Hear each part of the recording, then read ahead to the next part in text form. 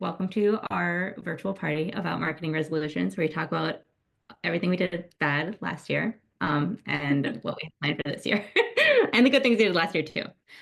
So before that, just do you make New Year's resolution in your personal life? Is that something that you've done? Like Tara and I were chatting before we came back, and we both made a resolution to take Slack off of our phone for January and probably beyond. Um, Hopefully. hopefully. Uh, so far, it's been great. I think Slack off phone forever is an excellent idea. Yeah, we'll see how long we can keep that going. Yeah, feel free to put it in the chat or answer the poll either way. Yeah, if you have any resolutions, always interested to hear those. I also took LinkedIn off of my phone, which is nice. I'm That's a good realizing that one. Slack and LinkedIn, like there's so many things I like go in. We were just talking about this, like go in and open my phone and I like accidentally click my Google Calendar because that's where Slack used to be in my phone. I'm like, oh my gosh. Not as addictive So once you open your addictive. calendar. Yeah, the calendar is not addictive. I just close that one right out. Mhm. Um, yeah, Awesome. Haley, So I'll end our poll in here. We have 19 responses, so quite a bit. And it looks like, yeah, about 53% of us do our resolutions people. But I saw your comment, Kaylee. What were you going to say about that, Madeline? yeah, that I understand. I totally vibe with that. Like sometimes you just change whenever. It doesn't happen to have to happen on New Year's. Mm. I do little resolutions throughout the year as well. Yeah. Yeah, I really like it as a time to look back, but not necessarily form every new habit in January. If Mhm. that makes Right, sense. exactly. Yeah. Cool. All right, so today we'll be chatting about the things that didn't work last year. We had a lot of flops. We don't broadcast them usually, but this is a special time. Some of our wins and then resolutions for this year. We'll also be touching on a few things we launched in the product and a few things that are on the roadmap as well. Uh, all right, so first, what is something that you want to leave behind in 2024? For me personally, it's, well, we just talked about the Slack on your phone. It's something I want to. Wow, everyone, lots of votes for marketing emergency. Hmm.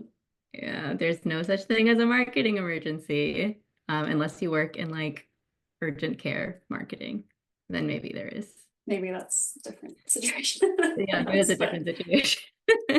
Yeah, but usually if the yeah, if there's just a typo on a landing page, that is not a marketing emergency. Yeah. yeah, it's hard to keep in mind, especially sometimes when you're reporting to people who don't share that sentiment. But I was really lucky in one of my first bosses. I remember we were planning an event and I was super stressed about it. And he pulled me aside and was like, this is just marketing. There's no such thing as an emergency. And I hear that in my head every time I'm stressed out. Mhm. Yeah, that's Yeah, great. it looks like almost 70% of us are in that marketing emergencies Yes. camp, which is great to see. Yes. So please, no marketing emergencies in 2025. Let's say goodbye to them forever. Mhm. Um, okay, so without further ado, here are some of the things that we tried and did not work in 2024. So first, we launched Distro Fire, and I had this great idea to, I mean, I thought it was great to like re-record the "This is on fire, this girl is on fire, but distro is on fire." And nobody got it because I think you had to really understand distro and also fire and know what those two things were. And only 24 people liked it. And I think they were all actually Fiverr employees. So this did not work. I still think it's hilarious for my own personal archives, but Well, that's one of um, those things that in our internal Slack, it got so many reactions that we were like, this is great, everyone's gonna get it. But it just didn't work outside of yeah, their own because people are Slack. like, "What's distro? What's fire?" So it's fine. We'll share the recording of the slides afterwards, so you can click into the link and see just how terrible it. I mean, how great it was. We also tried to do free trials for distro.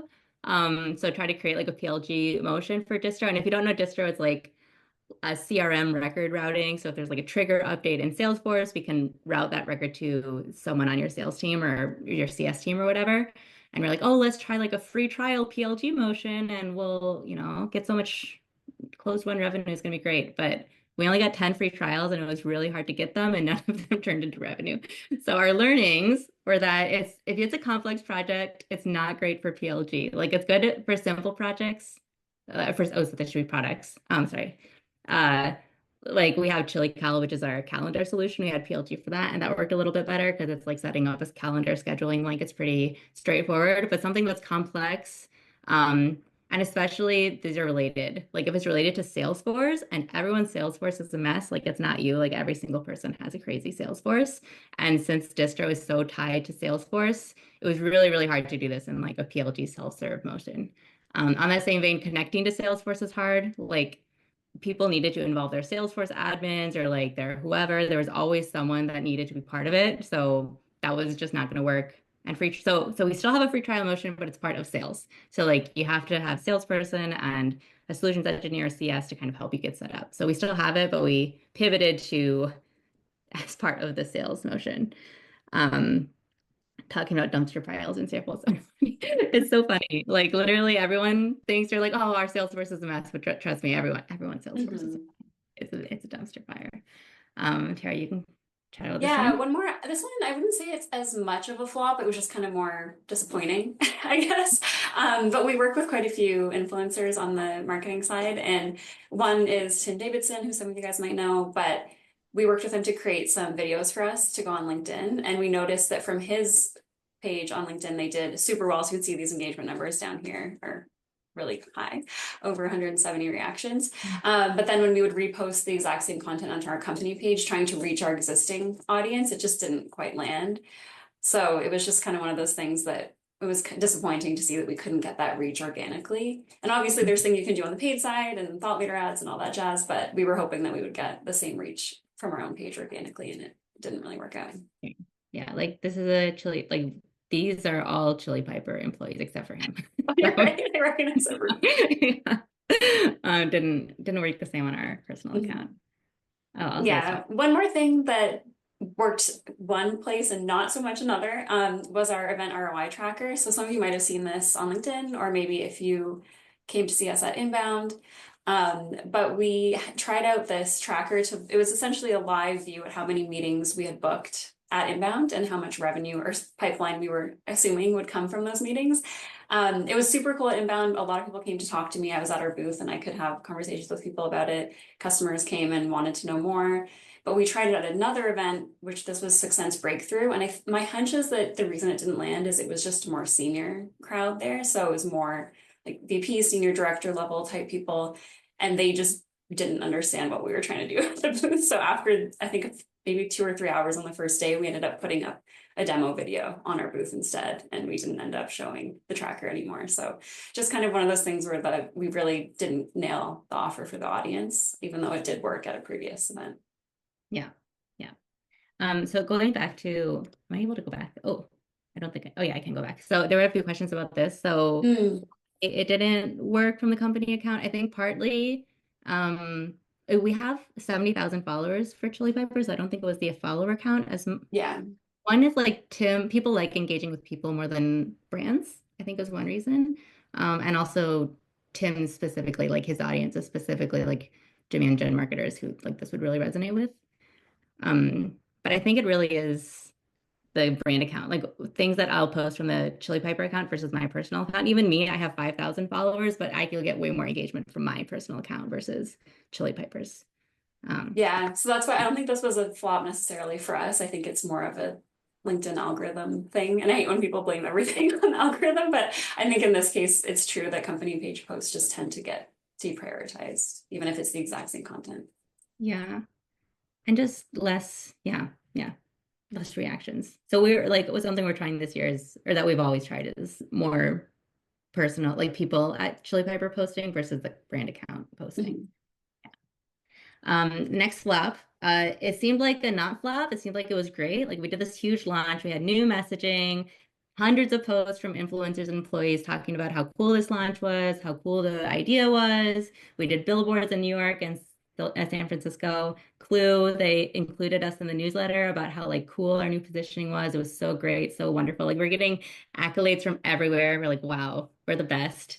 And then like nobody realized that we launched chat as part of this platform launch. Like the big thing was that we had chat, this new chat product, and it was part of this platform. And it was like, finally, we have this platform. It includes chat.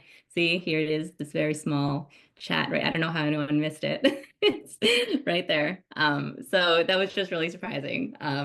That we did this launch and everyone thought it was great, but then nobody realized that we launched chat as part of it. So that was a huge Mhm. flop.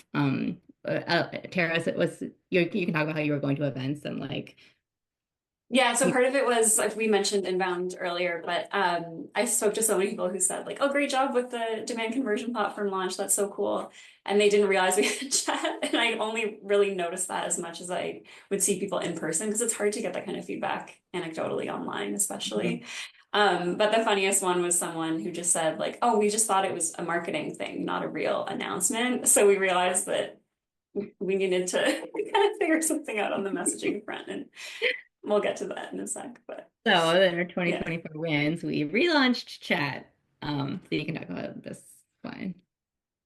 Oh, thanks, Yeah, so Anne. oh, that's awesome to hear, Anne. So we decided to relaunch chat. We essentially, or I pretended that it didn't already get launched because it got buried in our platform launch. And one thing that we wanted to try was, obviously you've probably seen these starting a new position images on LinkedIn. And I thought that we could try to do our own spin on it. So with our designer Maria's help, we did kind of a Chili Piper branded one and put it out there, and it blew up because of organic impressions and reactions, or sorry, reactions and comments. Um, so obviously, I already talked about the LinkedIn algorithm, but when you do try something unique and different on LinkedIn, it still tends to take off, at least the first time. I don't think we could do this again for another product. It's one of those things that has a very short shelf life. But in this case, it really kind of blew out of the water our expectations Mhm. for just one organic LinkedIn post. Yeah, yeah, it was really awesome. Another thing that worked for us last year, surprisingly, is webinars. So we tried webinars at the very end of the quarter last year. We had one in November and one in December, and we got 29 QHMs from those. So QHM is our main marketing metric that we use at Chili Piper. So it's someone, oops, sorry. I always push things. It's someone who's qualified and also booked the meeting and also showed up to the meeting. So that's like pretty significant to get that number with just two webinars. And we were shocked because we thought that webinars were dead. But they're not. They're alive and well, and they work really well. Oh, I'm glad you're enjoying your coffee, Kevin. It's great to hear. So we found that like as part of improving the webinar attendance rate and participation rate is we, as you guys all know, we send out a little coffee gift card right before the webinar to remind people of it, and get people in there. And then we'll also send out a small gift afterwards to everyone who participated in the webinar. So just like in the chat, yeah, anyone who writes in the chat will also get a small gift. So this has worked in our last couple of Mhm. webinars too, just to get people talking and engaged and stuff, and it's pretty cool. And at the same time, we did targeted incentives for the demo show rates. So like if you book a meeting for our products and then show up to that meeting, then we sent out an AirPods. So this was for our last two webinars that were very product specific. Like one was about chat, one was about our um, matching, whatever, matching hub. And so Mhm. we had like targeted incentives for those two webinars. Yeah, and we found incentives are one of those things that people have very strong opinions about, including us internally. But honestly, it was one of those things that we had put off testing for so long that I felt like we just had to test it out because I felt a lot of FOMO, honestly. And Mhm. once we proved that we could use coffee gift cards to get people to a webinar, we figured, well, what kind of incentives could we try to get people to an actual product demo? And it was kind of a natural transition of that test. Yeah. Yeah. And Liz, I know I wish that it worked for HubSpot, but we do have chat on the roadmap for HubSpot CRM. So hopefully maybe we'll do another one and we can get you some AirPods. Um, okay. Oh, you can also talk about this one. This is such a cool idea. Yeah. Yeah, this one I don't know if I made up this term or not because we definitely don't need new buzzwords in marketing. But I called it IRL ABM. But essentially, we were sponsoring Mopsapalooza. I think that was November, October, Mhm. November, end November. of the year last year. And it's a pretty small event, but we really wanted to make sure that we got good ROI out of it because obviously we want to come back and support the event again next year. So we had the idea to take some of our target accounts and put their people that we thought would be at the event onto wanted posters with an incentive to come bring that person by our booth. And we ended up generating over 100K in pipeline from a pretty small niche event. So super Mhm. successful. We'll definitely be trying that out at different events. I really want to play into different themes too. So the wanted poster was kind of just made sense. But if there's like a theme for the event that we could tie into that would be more creative and fun to put on the posters, that could be something that we could really spend some more time investigating and making it personalized to that event. And there was a ton of workflows in the background to figure out who was going to these events, but we used Clay and a bunch of other tools that I'll probably write a post about it at some point because it was kind of a convoluted process, but it was a really fun experiment. Yeah. Yeah, we're using Clay a lot internally. It's a really powerful tool. Yeah. Yeah, we should definitely share that process. Mm. Related to that, events, posting about events, like anytime we notice that it's not every single time you post an event, it fails. Like it just depends on how you post about it. So if you post, oh my gosh, sorry, I click things. That's my thing. Too excited. So like here, this is from the company account. We got 104 reactions, 7 comments about this cool dashboard that we did about like the meetings were booked, the ROI we expect from those meetings. And it showed that we're at inbound and that if you're at inbound, you should come to the dashboard. But this post is relevant for everyone on LinkedIn, not just people at the event. But when we did these other posts for 6sense Breakthrough about like, we hid these puzzle pieces around the event and wanted people to find the puzzle pieces and bring them back to the booth. And here's like an announcement that we're going to the event. Anything like this usually doesn't do very well since it's only relevant to people who are actually going to the event. So the likelihood that someone is on LinkedIn going to the event and also interested in finding you at the event, like those 3 all happening at the same time is unlikely. So I'm pretty sure that most of these people are Fiverr employees as well. So yeah. Yeah, and we tried some ways around it. So for 6sense, for example, we did some geo-targeted ads, but I found it really tough to, and if anyone's done this with success, please let me know. I found it tough because it was in Vegas and there's so many other events and just different types of people crammed in a really small 5 kilometer radius. So you can't really get as targeted as you want to be.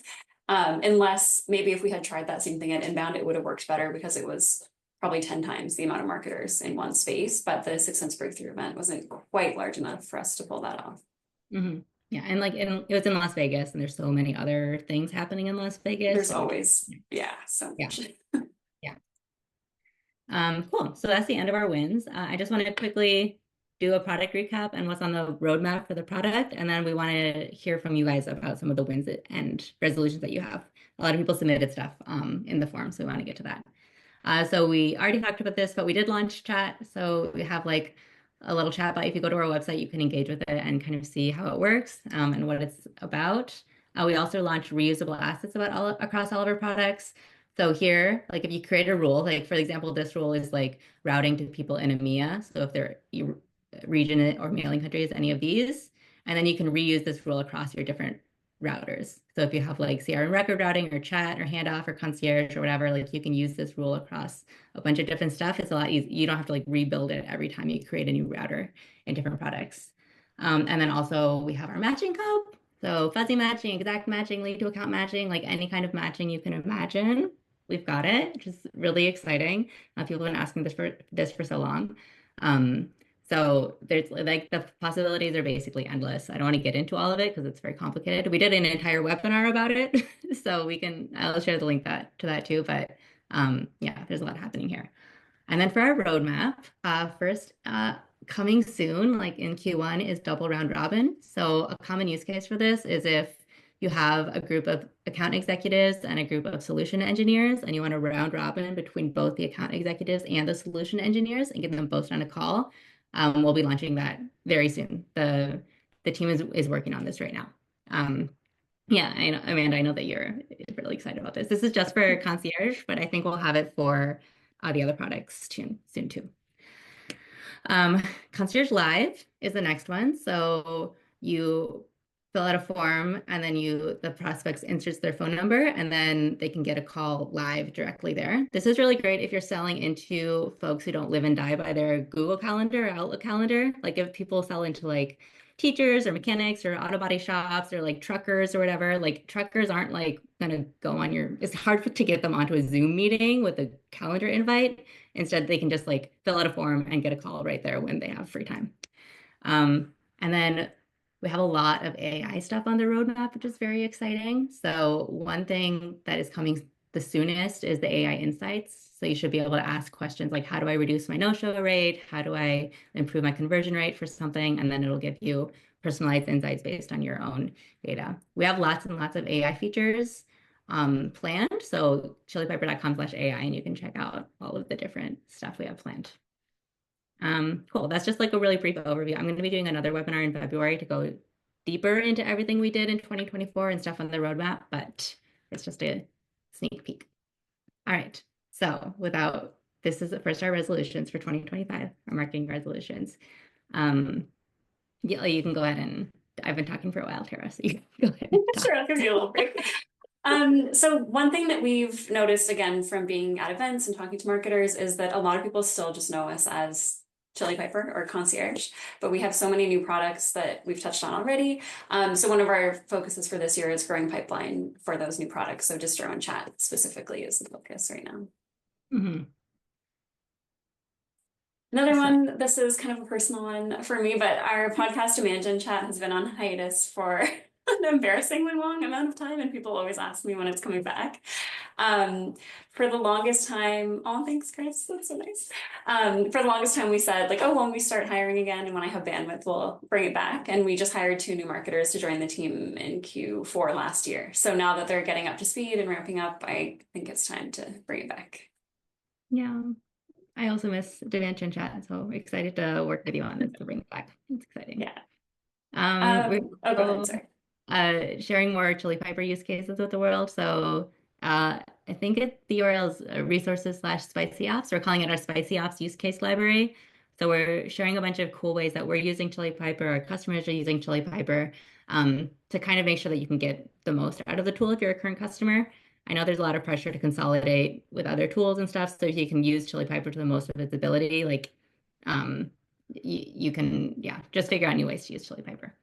And we're also hosting our first event, March 3rd to 5th, Chili Palooza. It's a wait list right now, but it's going to be really cool. I don't know if you're familiar with the like spring by winter, but essentially it's going to be like breakout tables where it's all about making connections with other people, talking about different topics and learning from each other rather than like a traditional you sit and listen to someone for 30 minutes while you're actually like trying to multitask, but you should be listening, but like it's not going to be like a speaker and listening type of style. Yeah, it'll more Yeah, like no booths, no slides, just yeah. very casual. And Liz, it's waitlisted, meaning you can put your name on the list and then we'll let you know as we open up more tickets, not that it's sold out. Oh man, sorry, Amanda. Maybe next year. Yeah, also the cool thing, this event is going to be at like it's called Savannah. It's like a resort in Arizona. It's like wellness, tennis, like very, very, very zen vibes. So I think it should be really, really cool. Oh, yeah. I'm just dropping the link. Oh, sorry, I sent it. I only sent it to you, Madeline. I'll send it to everyone now. Thank you. Cool. So that's our resolutions for 2025. So we wanted to hear from some of you.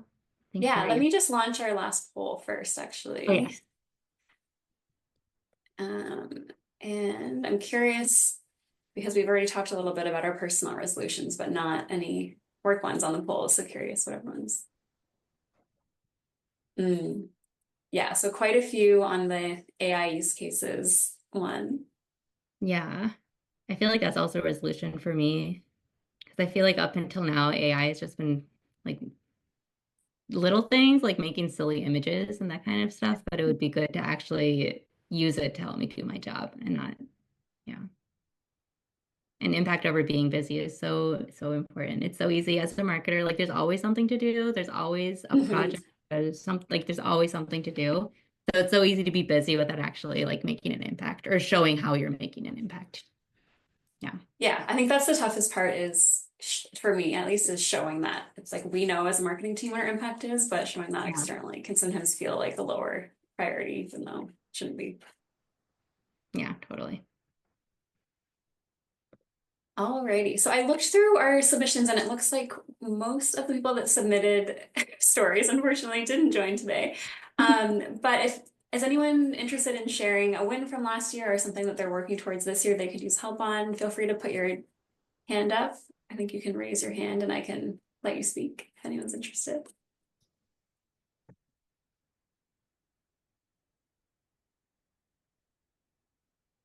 Let's see.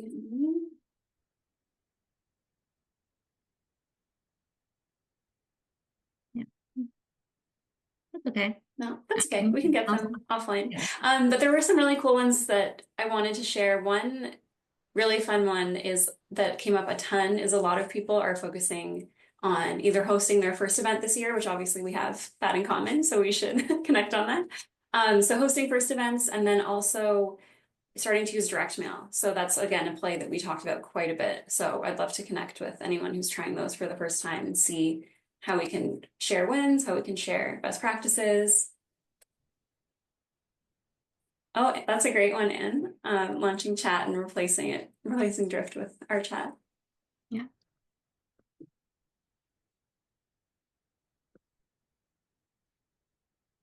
And then Christina Nice. said, direct mail worked wonders for one of my past startups. Yeah, direct mail is definitely something we should want to get into more too.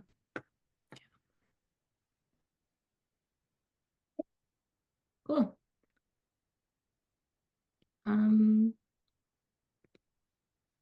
Well, this has been great, everyone. Well, Thanks for all the participation in the chat. It's always fun to hear what people are working on. Yeah, tagging partner companies in LinkedIn posts. That's definitely a great tactic for LinkedIn. Yeah. Well, thanks everyone for coming. We'll be sending out the recording and a recap article in the next couple of days.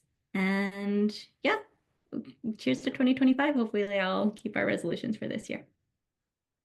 Yeah, have a great year, everybody. Thanks for joining. Bye, everyone.